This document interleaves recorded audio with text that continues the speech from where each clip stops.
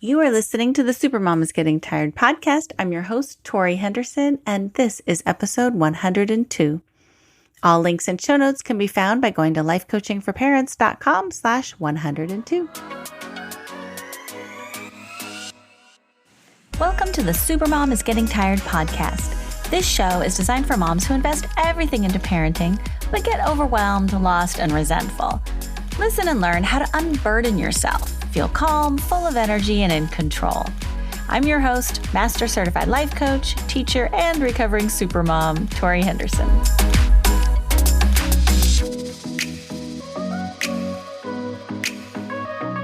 Hello, supermoms. How are you?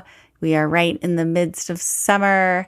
I hope it's going well and you're enjoying some lazy days, some nice relaxing days. I just got back from my favorite place, Costa Rica. It was amazing as always, but this trip was very different. I went with my daughter and my friend and her daughter, and we stayed at a volunteer camp and picked up garbage out of the ocean.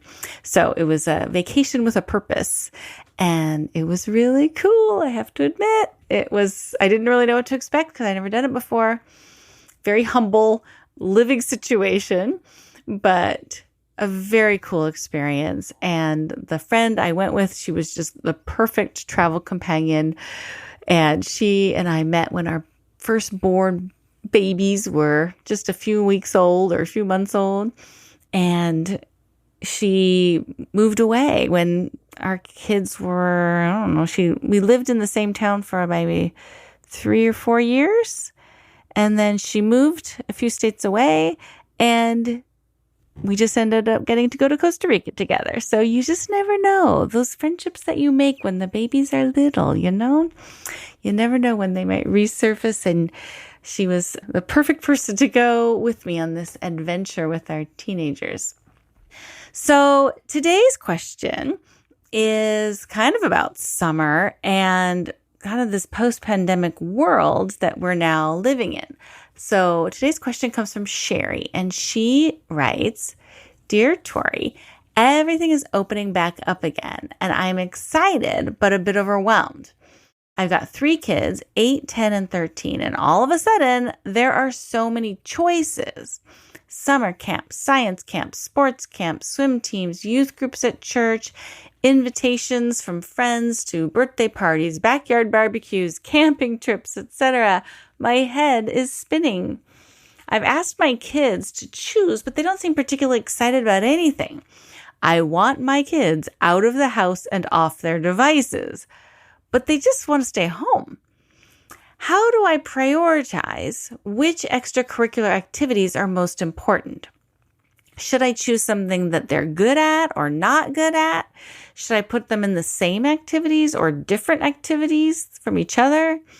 You know, they lost touch with friends over the pandemic, so I can't just put them into the same activities as their friends because they don't really have anyone they care about seeing. But they need to make friends. I wish this wasn't my decision. I wish they were showing more initiative, but if anything is going to happen, it's falling on my shoulders. I would love your take on how to choose some extracurricular activities so I feel confident I'm doing the right thing for them. Sherry." Okay. Well, I'll start with the parent education answer. And this is kind of just my advice, I guess, typical parenting advice. But I really can relate to this, Sherry. I remember feeling stuck in a similar situation when I was trying to decide the right type of school system for my firstborn. So we'd never been, new parents, never done the school thing again. Me being sort of an education junkie, I had researched. I looked at Waldorf, Montessori, homeschooling, unschooling, Sudbury, Catholic, private, charter, public schools. Like, I looked at it all and I read about it, and it was just sort of a hobby for me. I love different educational systems and learning about them, but it did not help my head from spinning. My son at this age was a very eager learner. He didn't need to go to school to teach him things. He was already learning and motivated on his own. So given the choice, he probably would have opted out and just stayed home. So I was kind of in a similar boat you are with the extracurricular, but with school. And so I felt like a lot of pressure sitting on my shoulders. I wanted to choose a school system that was right for him. I knew I would need to feel confident that it was the right thing if I was going to drag him out of bed every morning and listen to him complain about it. So I love your question, Sherry. I think it's a great one. How do I prioritize what's most important when there are so many choices? So when I was in your shoes with the school system, I started with the big question. What is the meaning of life is what the conversation ended up getting to with my husband. When we're trying to think of schools, what's most important? What are the priorities? Well, what the heck is the whole purpose on being here anyways on this planet? And so after much discussion with my husband, we decided that the meaning of life, our own opinion, is to experience experiences. So if you believe, like I do, that you are a spiritual being having a human experience, the reason for being here is to experience all that life has to offer. The highs, the lows, everything in between, and to be fully present and aware of yourself while you are experiencing it. So, when you ask what extracurricular activities are most important, I would look at it in terms of top 4 priorities. Priority number 1, experiencing contrasting experiences. So I think we're here on earth for this limited time. You might as well experience a wide variety of things that life has to offer to help you choose the areas you want to kind of specialize in and spend most of your time in. Priority number 2, helping your child feel a part of a larger community. Priority number 3, look for things that your child might be interested in, even though they may not be expressing interest. They might be dropping hints that you're not really noticing or seeing. And then priority number 4 is to choose something that you enjoy. Okay, so let's talk about experiencing experiences.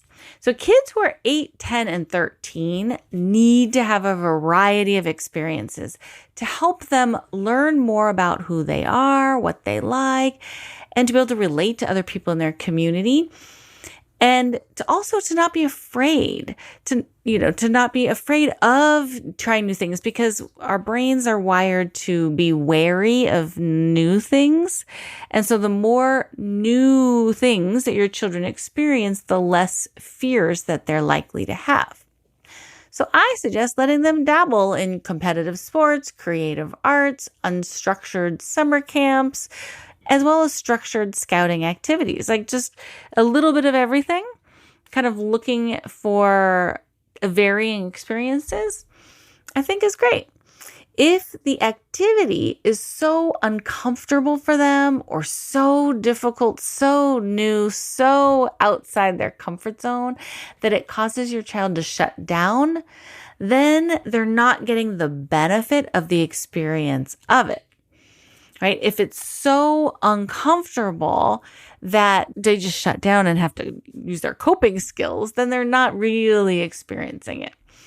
So the way to think about it is we want it to be right on the edge of their comfort zone, this area of growth, so that it's different enough to grow the brain, to experience some new experiences so that they aren't afraid of it, they have some familiarity with it, but also comfortable enough where they can be present to experience it. All kids are going to protest going outside their comfort zone. Oh, most of them will anyways. I think we're wired to be wary of novelty. They're going to complain. They're going to avoid before they go, because we're all wired to seek immediate pleasure and avoid the unfamiliar. So that's pretty typical. So don't listen to them before they go to a new activity. You want to listen to them after they get back.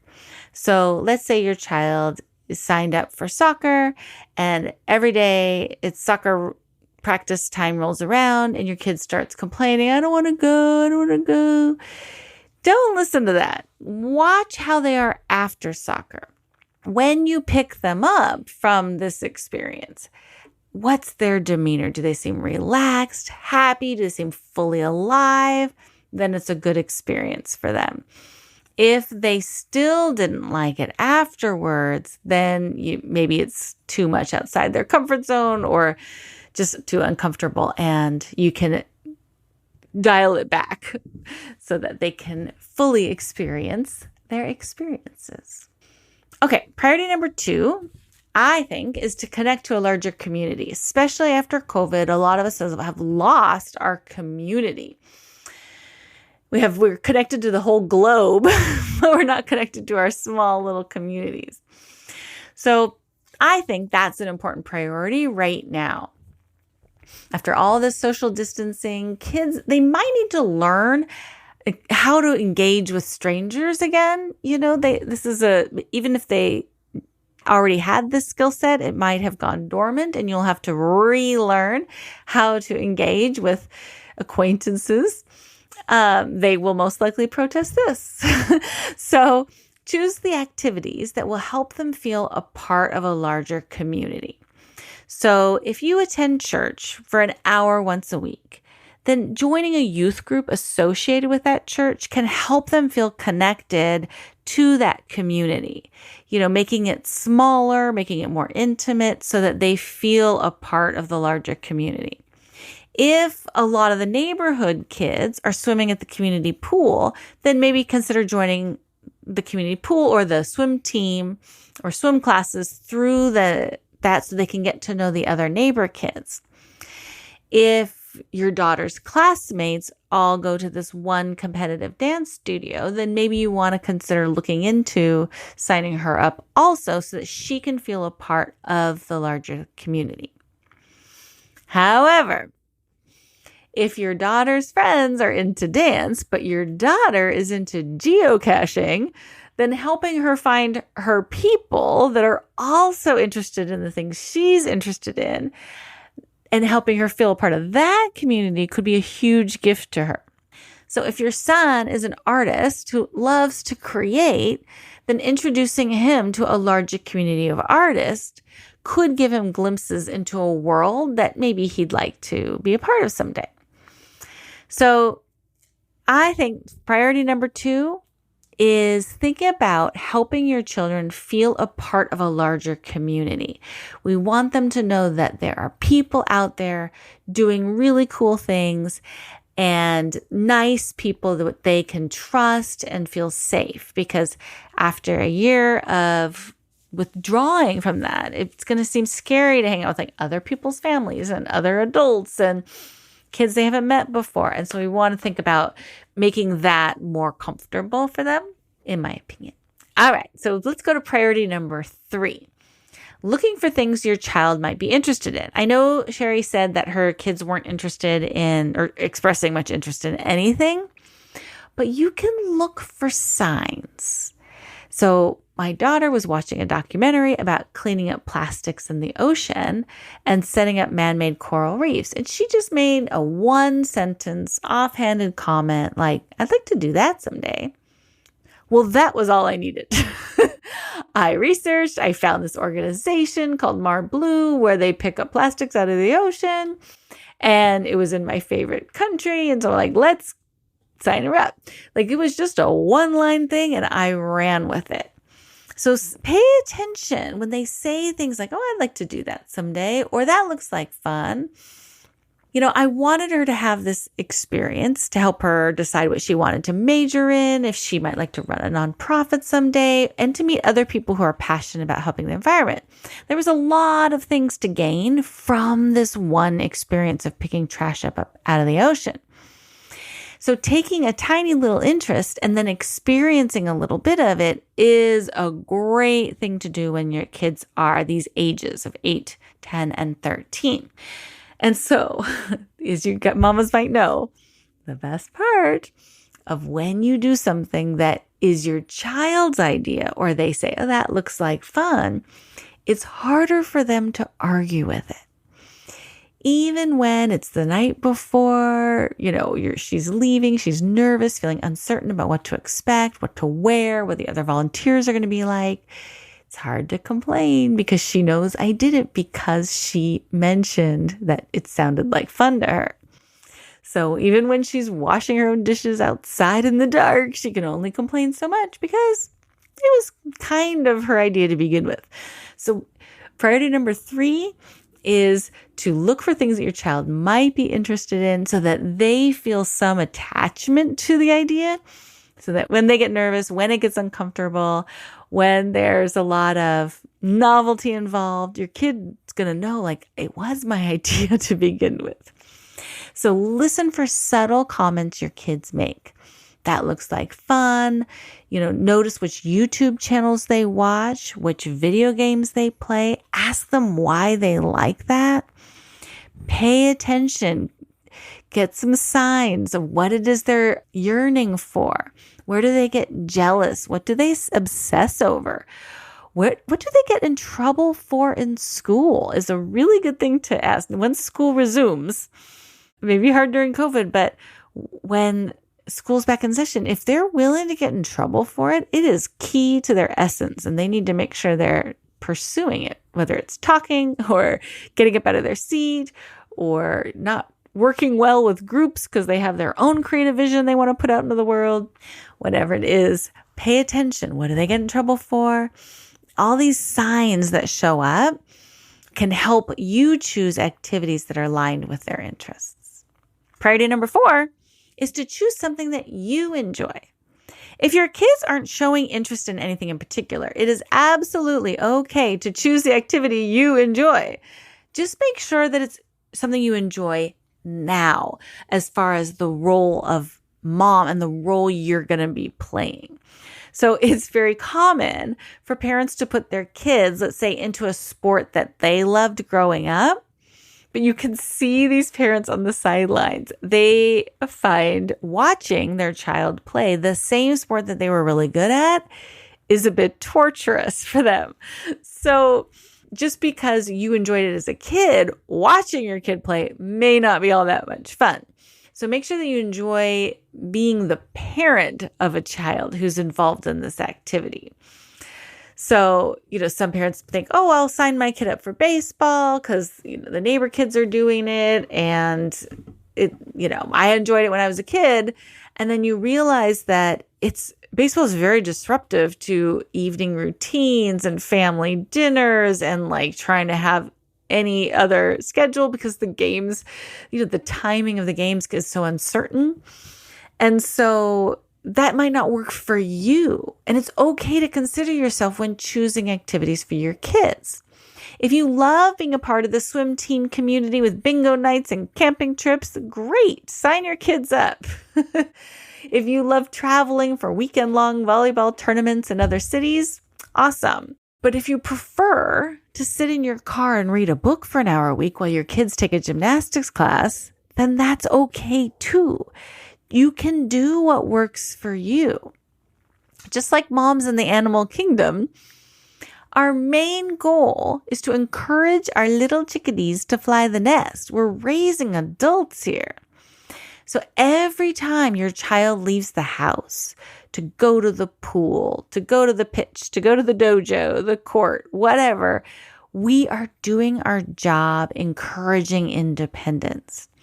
Every time your child builds a relationship with a coach, a teacher, a minister, anyone, goes on vacation with another family, even goes to have dinner at another family's house, they're learning so much. They're learning how to be on their own. They're learning that the world is a safe place and that there are many people that they can count on to look after them. So today's life coaching answer, what gets in our way from knowing which activities to sign our kids up for, is number 1, I think our desire to protect them from negative emotions. Number 2, our desire to avoid dramatic pushback and complaining. And number 3, not knowing what we want. So just like our kids, we also like to seek immediate pleasure and avoid discomfort.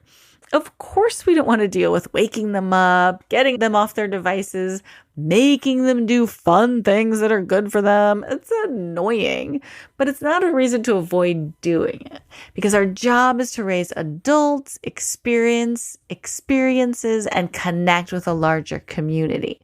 So that's kind of our job as moms. And guess what? Congratulations, Mama. You are already doing it. You are a part of the Supermom community. We are all in this together, forcing our kids to become functioning adults, whether they like it or not. So when our kids aren't excited or leading the way, it's easy to feel a little lost, a little overwhelmed, to not know how to prioritize. We spent so many years suppressing our own wants that we don't even know which activity seems most fun to us. So our default often is to go into protection mode of like, oh, but I don't want my kids to feel left out. I don't want my kids to be the only one who's not a part of this group. I don't want to, whatever. We can go into protection. I don't want them to have to feel uncomfortable. I don't want them to feel, whatever. So like that protection mode is an obstacle that gets in our way of we think, well, we don't want them to experience failure or embarrassment or exclusion. That can get in our way of knowing what's right, because we are here to experience life and experience emotions. And that includes every emotion. That we're supposed to experience embarrassment and exclusion and all these negative emotions too. It's about being whole and not just having happy, positive, safe experiences, but sometimes getting hurt is part of life. And having that experience is what makes life worth living.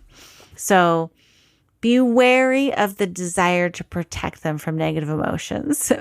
Be wary of the desire to avoid the dramatic pushback and complaining, because that is our job, is to push them outside their comfort zone so that they can become functioning adults who can make their way in the world without us, who can recognize that the world is a safe place. And then take some time to figure out what you want. You may have suppressed your own desires for so long that it's hard to know. But when you can know yourself, then parenting decisions become much easier. If you crave alone time, find a drop-off activity and enjoy that quiet time. If you want to get to know moms in the area, join a family-oriented activity like swim team or competitive cheerleading or a travel club sport team or something. But if you hate driving all over town, choose something nearby with easy carpooling or they can walk to. So just if your kids aren't jumping up and down to try something new, there is no harm in making them do something that works for you. Today's Supermom kryptonite is overscheduling. Now that things are opening back up, be aware of the signs of overscheduling yourself or your kids. Everyone is different. Introverts and creatives loved the mandated lockdown that COVID provided. Extroverted explorers like myself did not love the mandated lockdown. So stay attuned to your child's innate personality and what makes them feel fully alive. You're going to watch for that sensation of being fully alive. If you are an extrovert who loves to learn new things, you might have a hard time understanding a kid who needs time alone in their room to connect with their own creative ideas and express themselves creatively.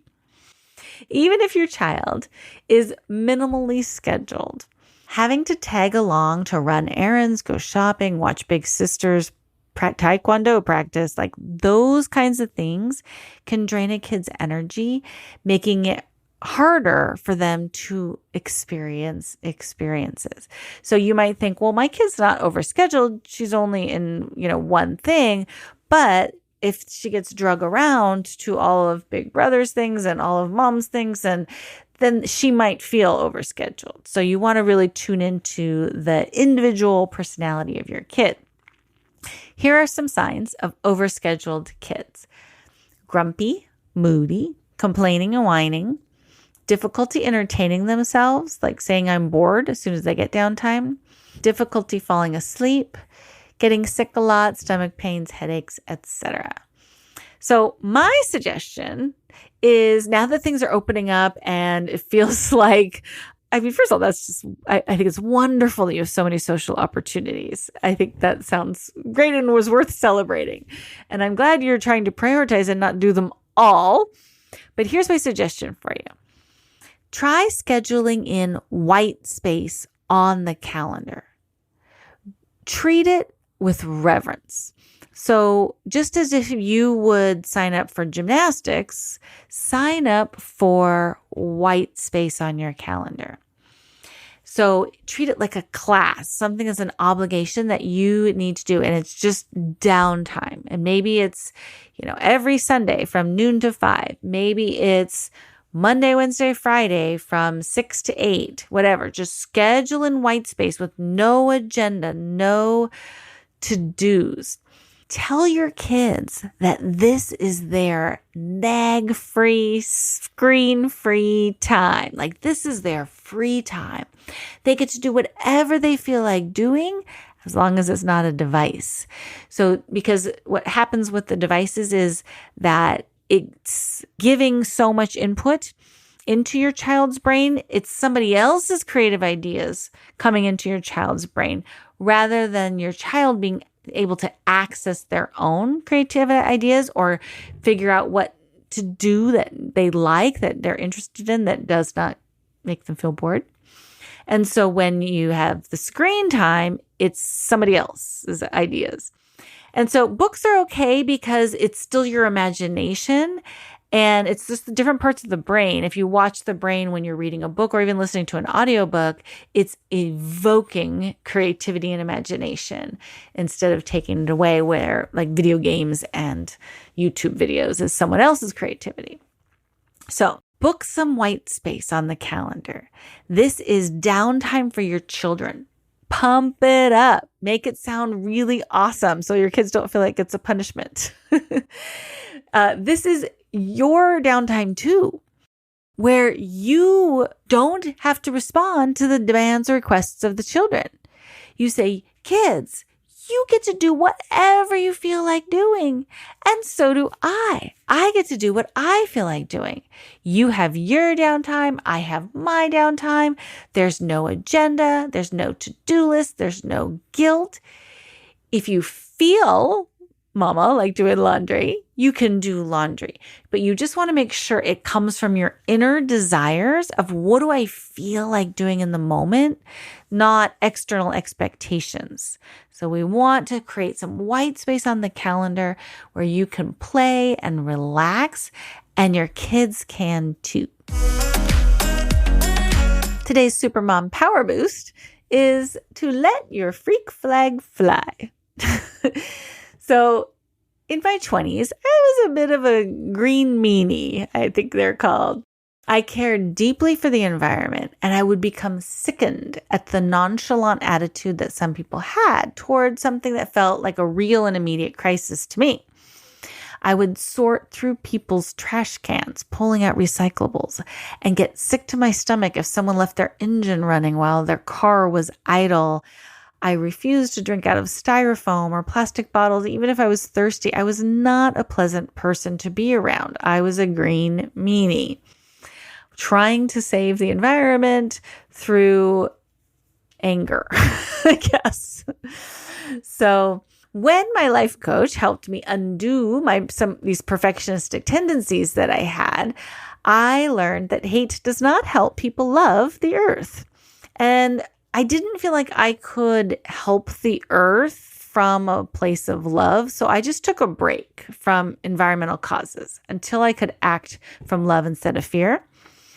So during this time, I became a nicer person to be around. I wasn't so judgmental or annoyed by others. I learned to go with the flow. I accepted that not everyone feels as strongly about Mother Earth as I do. So socially fitting in was what I was able to accomplish. And it was very nice to feel like I could fit in with people and enjoy their company and not be distracted by their lack of environmental concern. So when my daughter started to become passionate about the environment, I felt like this was my opportunity to step back into my passion from a place of love and not fear. So we started buying bamboo toilet paper and laundry and dishwasher pods, sustainably sourced or secondhand clothing, bar soaps instead of liquids. We reduced our meat consumption by like 90%. So this felt so good. I was able to be myself without becoming an annoying, judgmental person. But when I was in Costa Rica, cleaning up the trash with other people from around the globe who were also passionate about the environment, it felt amazing that I could be my hyper environmental self, like to care deeply about the planet and still be accepted by other people was like the double win. I let my freak flag fly without fear of people thinking that I was weird. I was with other people who would refuse straws if they were plastic, who insisted on bringing reusable takeout containers to restaurants, who chose veggies over meat because it reduces CO2 emissions. Like I was in heaven because everybody else made sure their sunscreen was reef safe, not just me. I felt free to be myself for the first time in a long time and be totally accepted. So when you're looking for extracurricular activities for your child, try to find a community where they can let their freak flag fly. Ask yourself, what's weird about my kid? What aspect of their personality would their peers make fun of or that some people find off-putting or annoying? And if you can, try to find a community to support that.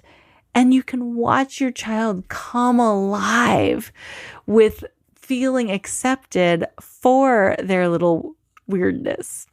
But don't just focus on your kid. Find a community for your own weirdness too. If your son loves competitive cheer, but you don't enjoy socializing with other moms at loud, overstimulating competitions, then be honest about it. Tell the moms, the cheer moms, that you're going to be napping in your car between 1 and 3. Be the one to leave the group, but do it proudly. Do it with confidence. Say, I'm not going to sit with you guys because I'm going to go take a nap. You might be surprised to find other moms following in your footsteps. But suddenly, you're saying other moms are taking naps in their cars between 1 to 3. Before you know it, you're a leader of a community of introverted cheer moms who nap. You just never know. So let your freak flag fly and find opportunities for your kids to do the same. Today's quote of the day: true belonging doesn't require you to change who you are. It requires you to be who you are. Brené Brown. Thank you, Brené. Thank you, everyone else who's listening. I hope you have a great summer and you're getting some downtime, some white space, and just letting your freak flag fly. I will love you and leave you. Want a free life coaching session? Go to lifecoachingforparentscomp8078 and schedule yours today. And thank you so much for listening. I would love it if you would subscribe and share these podcasts with your friends. If you have a question you'd like me to answer on the air, go to lifecoachingforparents.com/record-my-question, and you can send me a voicemail recording or write me an email, and I'll answer it on the air. Thanks again. Have a great day.